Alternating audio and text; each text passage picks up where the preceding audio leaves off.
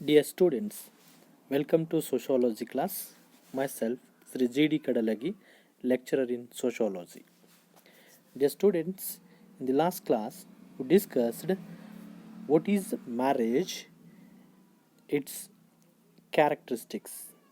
Today, we will discuss the functions of marriage. ಆತ್ಮೀಯ ವಿದ್ಯಾರ್ಥಿಗಳೇ, ಸಮಾಜಶಾಸ್ತ್ರ ತರಗತಿಗೆ ತಮ್ಮನ್ನು ಸ್ವಾಗತ ಕೋರುತ್ತಾ ನಾನು G.D. ಕಡಲಗಿ, ಸಮಾಜಶಾಸ್ತ್ರ ಉಪನ್ಯಾಸಕರು. ವಿದ್ಯಾರ್ಥಿಗಳೇ, ಈ ಮೊದಲಿನ ಅವಧಿಯಲ್ಲಿ ಮೊದಲ ಸಾಮಾಜಿಕ ಸಂಸ್ಥೆಯಾಗಿರುವಂತಹ ವಿವಾಹದ ಕುರಿತು, ವಿವಾಹದ ಅರ್ಥ, ವ್ಯಾಖ್ಯೆ ಮತ್ತು ಲಕ್ಷಣಗಳ ಕುರಿತು ತಿಳಿದುಕೊಂಡಿದ್ದೇವೆ. ಇವತ್ತಿನ ಅವಧಿಯಲ್ಲಿ ವಿವಾಹದ ಕಾರ್ಯಗಳ ಕುರಿತು ಚರ್ಚಿಸೋಣ.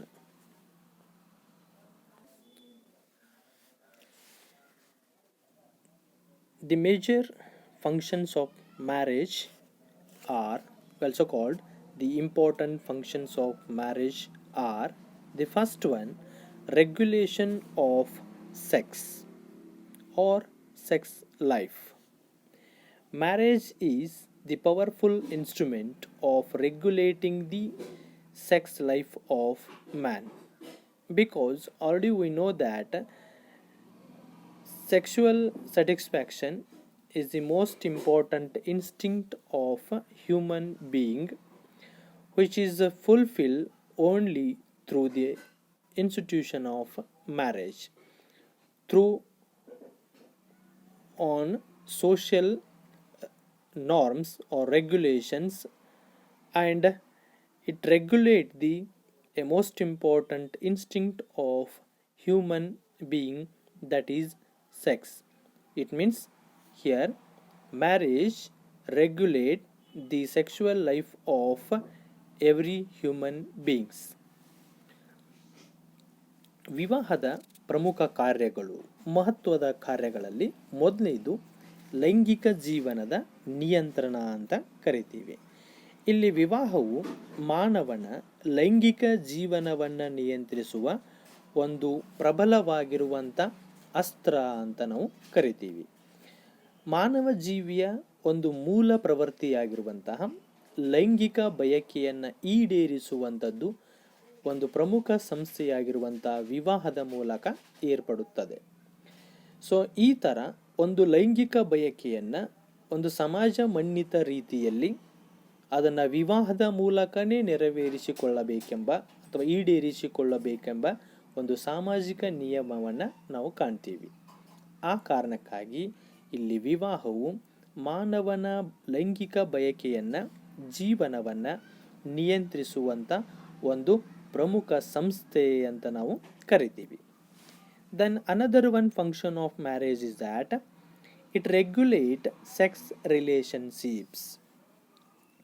Here the marriage prohibits sex relation between the closest relatives, that is in between father and daughter or mother and son, so brother and sister.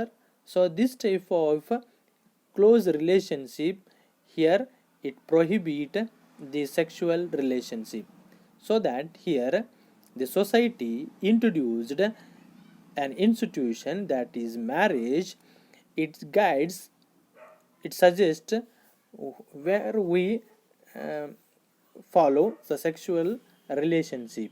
So here it restriction on permissible and extramarital sex relationship. It means, so those who are comes under marriage, they can only comes under the sexual relationship. So it means before marriage, so after marriage, so here there is a restriction on sex relationship. ಎರಡನೆಯ ಕಾರ್ಯ ಅಂತಂದರೆ ಲೈಂಗಿಕ ಸಂಬಂಧಗಳ ಮೇಲೆ ಇತಿಮಿತಿಯನ್ನು ಹೇರುವಂಥದ್ದು. So ನಮಗೆ ಗೊತ್ತಿರುವ ಹಾಗೆ ಇಲ್ಲಿ ಆತ್ಮೀಯ ನೇರ ಸಂಬಂಧವಾಗಿರುವಂತಹ ಸಂಬಂಧಗಳಲ್ಲಿ ಲೈಂಗಿಕ ಸಂಬಂಧಗಳನ್ನು ನಿಷೇಧಿಸ್ತದೆ. ಉದಾಹರಣೆಗೆ ತಂದೆ ಮತ್ತು ಮಗಳ ನಡುವೆ, ತಾಯಿ ಮತ್ತು ಮಗನ ನಡುವೆ, ಅಣ್ಣ ತಂಗಿಯ ನಡುವೆ ಈ ಪ್ರಕಾರದ ನೇರ ಸಂಬಂಧಗಳಲ್ಲಿ ಅಥವಾ ರಕ್ತ ಸಂಬಂಧಗಳಲ್ಲಿ ಲೈಂಗಿಕ ಸಂಬಂಧಗಳನ್ನು ನಿಷೇಧಿಸ್ತದೆ. ಆದರೆ ಈ ಥರ ಲೈಂಗಿಕ ಸಂಬಂಧಗಳನ್ನು ವಿವಾಹದ ಮೂಲಕ ನಾವು ನೇರ ರಕ್ತ ಸಂಬಂಧದ ಹೊರಗಡೆ ಏರ್ಪಡುವಂಥದ್ದನ್ನು ನಾವು ಕಾಣ್ತೀವಿ.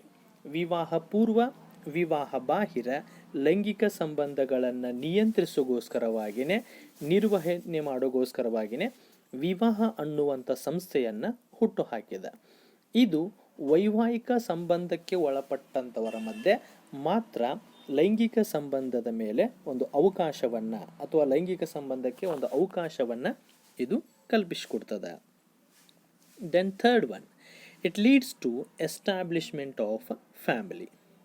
So here marriage, it laid the foundation of another one institution, that is the family. So the main purpose of the marriage is that the sexual satisfaction, but it is the result, it cause to the self procreation, and when they get children's, it led the foundation of family. It means the marriage which determined the distant inheritance and succession through family. ವಿವಾಹದ ಇನ್ನೊಂದು ಕಾರ್ಯ ಅಂತಂದರೆ ಕುಟುಂಬ ಸಂರಚನೆಗೆ ವೇದಿಕೆಯನ್ನು ನಿರ್ಮಿಸ್ತದೆ. So ಅಲ್ಲಿ ವಿವಾಹದ ಮೂಲಕನೇ ಒಂದು ಕುಟುಂಬ ಅನ್ನುವಂಥದ್ದು ಅಸ್ತಿತ್ವಕ್ಕೆ ಬರ್ತದೆ, ಅಥವಾ ಕುಟುಂಬ ಅನ್ನುವಂಥ ಇನ್ನೊಂದು ಸಂಸ್ಥೆ ಅಸ್ತಿತ್ವಕ್ಕೆ ಬರ್ತದೆ. ಸೊ ವಿವಾಹದ ಮುಖ್ಯ ಉದ್ದೇಶವಾಗಿರುವಂಥ ಲೈಂಗಿಕ ಬಯಕೆಯನ್ನು ಈಡೇರಿಸುವಂಥದ್ದು, ಇದು ಮಕ್ಕಳ ಜನನಕ್ಕೆ ಕಾರಣ ಆಗ್ತದೆ. ಸೊ ಮಕ್ಕಳು ಜನಿಸುವುದರ ಮೂಲಕ ಒಂದು ಕುಟುಂಬದ ಸಂತಾನೋತ್ಪತ್ತಿ ನಿರ್ವಹಣೆಗೋಸ್ಕರವಾಗಿ ಕುಟುಂಬ ಅಸ್ತಿತ್ವಕ್ಕೆ ಬರ್ತದೆ. ವಿವಾಹವು ವಂಶಾವಳಿಯನ್ನು, ಆನುವಂಶಿಕತೆಯನ್ನು, ಉತ್ತರಾಧಿಕಾರತ್ವವನ್ನು ಈ ಕುಟುಂಬದ ಮೂಲಕನೇ ನಿರ್ಧರಿಸ್ತದೆ ಅಂತ.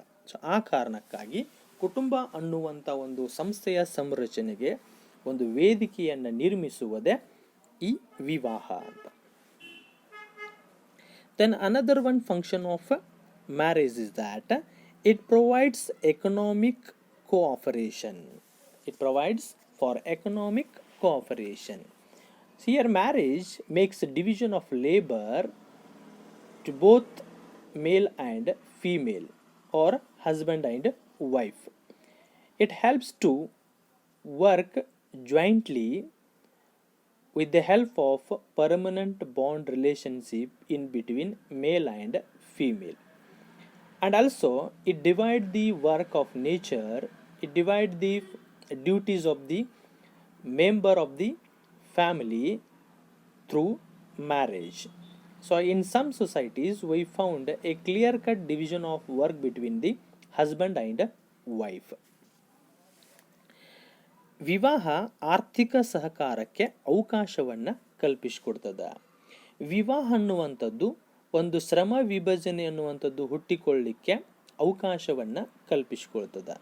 ವಿವಾಹ ಬಂಧನಕ್ಕೆ ಒಳಪಡುವಂಥ ಸ್ತ್ರೀ ಪುರುಷರು ತಾವು ಮಾಡಬೇಕಾಗಿರುವಂಥ ಕರ್ತವ್ಯ ಅಥವಾ ಕೆಲಸದ ಬಗ್ಗೆ ಒಂದು ಮನವರಿಕೆಯನ್ನು ಮಾಡಿಕೊಡುವುದರ ಜೊತೆಗೆ ಬೇರೆ ಬೇರೆ ಸಮಾಜಗಳು ತಮ್ಮಲ್ಲಿರುವಂಥ ವಿವಾಹ ಬಂಧನಕ್ಕೆ ಒಳಪಟ್ಟಿರುವಂಥ ಗಂಡ ಹೆಂಡತಿಗೆ ಅಥವಾ ಸ್ತ್ರೀ ಪುರುಷರಿಗೆ ಒಂದು ಸ್ಪಷ್ಟವಾಗಿರುವಂಥ ಕೆಲಸವನ್ನು ಅಥವಾ ಶ್ರಮ ವಿಭಜನೆಯನ್ನು ಒದಗಿಸಿಕೊಡುವಂಥದ್ದನ್ನು ನಾವು ಕಾಣ್ತೀವಿ.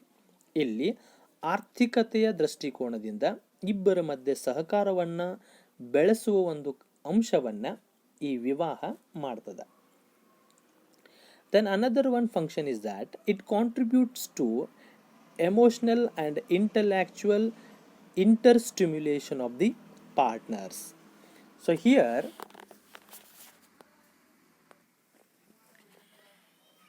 marriage brings life partners together and help them to develop intense love and affection towards others.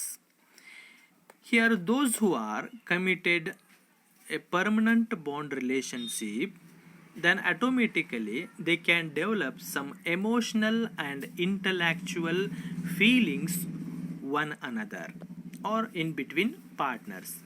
It helps to lead a meaningful life and it helps to develop through physically as well as mentally.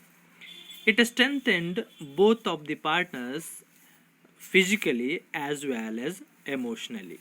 It means here marriage to help the both husband and wife to strengthen or develop some emotional and intellectual aspects. ಇನ್ನೊಂದು ವಿವಾಹದ ಕೆಲಸ ಅಂತಂದರೆ ಸಂಗಾತಿಗಳಿಗೆ ಭಾವನಾತ್ಮಕ ಮತ್ತು ಬೌದ್ಧಿಕ ಉತ್ತೇಜನ ಬೆಳೆಸಲು ಸಹಾಯಕ ಆಗ್ಯದ ಅಂತ. ವಿವಾಹ ಬಂಧನಕ್ಕೆ ಒಳಪಡುವಂಥ ಇಬ್ಬರು ಬಾಳ ಸಂಗಾತಿಗಳು ಪರಸ್ಪರ ಸಹಕಾರಕ್ಕೆ ಒಳಪಡುವುದರ ಮೂಲಕ ತಮ್ಮ ಮಧ್ಯೆ ಒಂದು ಪ್ರೀತಿ ಅನುಕಂಪವನ್ನು ಹಂಚಿಕೊಳ್ಳೋದಕ್ಕೆ ಇದು ಅವಕಾಶವನ್ನು ಕಲ್ಪಿಸಿಕೊಡ್ತದೆ. ಯಾವಾಗ ಬಾಳ ಸಂಗಾತಿಗಳು ತಮ್ಮೊಳಗೆ ಕೆಲವೊಂದು ಭಾವನಾತ್ಮಕ ಮತ್ತು ಬೌದ್ಧಿಕ ಸಂಗತಿಗಳನ್ನು ಪರಸ್ಪರ ಹಂಚಿಕೊಳ್ಳುತ್ತಾರ, ಅದರ ಮೂಲಕ ಅವರಲ್ಲಿ ಒಂದು ದೈಹಿಕವಾಗಿ ಮತ್ತು ಮಾನಸಿಕವಾಗಿ ಜೀವನ ನಿರ್ವಹಿಸುವಂಥ ಒಂದು ಸಾಮರ್ಥ್ಯವನ್ನು ಪ್ರಬಲತೆಯನ್ನು ಪಡೆದುಕೊಳ್ತಾರೆ. ಜೊತೆಗೆ ತಮ್ಮ ಜೀವನದಲ್ಲಿ ಭಾವನಾತ್ಮಕವಾಗಿ ಮತ್ತು ಬೌದ್ಧಿಕವಾಗಿ ಬೆಳವಣಿಗೆಯನ್ನು ಸಾಧಿಸ್ತಾರೆ. ಸೊ ಆ ಕಾರಣಕ್ಕಾಗಿ ವಿವಾಹ ಬಾಳ ಸಂಗಾತಿಗಳಿಗೆ ಅಥವಾ ಗಂಡ ಹೆಂಡತಿಗೆ ಒಂದು ಭಾವನಾತ್ಮಕವಾಗಿ ಮತ್ತು ಬೌದ್ಧಿಕವಾಗಿ ಪ್ರಚೋದನೆಯನ್ನು ನೀಡುವಂಥ ಒಂದು ಕೆಲಸವನ್ನು ಮಾಡ್ತದೆ. And another one function of marriage is that it aims at social solidarity. So marriage is not only brings to individual of the opposite sex together, but also it develops a unity, it develops a companionship, it develops a friendship in between both or in between partners. And here the marriage always develop in between both persons a strong solidarity. It helps to lead a meaningful life throughout life, as well as to fulfill some duties and responsibilities of the family or some duties and responsibilities of the society. ವಿವಾಹದ ಇನ್ನೊಂದು ಕೆಲಸ ಅಂತಂದರೆ ಕಾರ್ಯ ಅಂತಂದರೆ ವಿವಾಹವು ಸಾಮಾಜಿಕ ಐಕ್ಯತೆಯನ್ನು ತರ್ತದೆ. ಇಲ್ಲಿ ವಿವಾಹ ಅಂತಂದರೆ ಕೇವಲ ಇಬ್ಬರು ವಿರುದ್ಧ ಲಿಂಗಗಳನ್ನು ಜೊತೆಗೆ ತರುವುದಲ್ಲ, ಅದರ ಜೊತೆಗೆ ಅವ್ರ ಮಧ್ಯೆ ಒಂದು ಏಕತೆಯನ್ನು, ಒಂದು ಆತ್ಮೀಯತೆಯನ್ನು, ಸ್ನೇಹತನವನ್ನು, ಒಂದು ಸಹಜೀವನತನವನ್ನು ಬೆಳೆಸುವ ವ್ಯವಸ್ಥೆಯಾಗಿದೆ. ಇದು ಸ್ತ್ರೀ ಪುರುಷರ ಮಧ್ಯೆ ಒಂದು ಪ್ರಬಲವಾಗಿರುವಂಥ ಐಕ್ಯಮತ್ಯತೆಯನ್ನು ಬೆಳೆಸುವುದರ ಮೂಲಕ ಅವರಿಗೆ ಕೆಲವೊಂದು ಕುಟುಂಬದ ಹಕ್ಕು ಜವಾಬ್ದಾರಿಗಳನ್ನು ನಿರ್ವಹಿಸುವಂಥ ಒಂದು ಕೆಲಸವನ್ನು ನೀಡ್ತದೆ. ಜೊತೆಗೆ ಕೆಲವೊಂದು ಸಮಾಜದ ಸಾಮಾಜಿಕ ಹಕ್ಕು ಮತ್ತು ಜವಾಬ್ದಾರಿಗಳನ್ನು ಏಕತಾ ಮನೋಭಾವನೆಯಿಂದ ನಿರ್ವಹಿಸುವಂಥ ಒಂದು ಜವಾಬ್ದಾರಿಯನ್ನು ಕೂಡ ಕಲಿಸಿಕೊಡ್ತದೆ. So these all are the some important functions of marriage. Dear students, in next class we discuss the types of marriage. Thank you.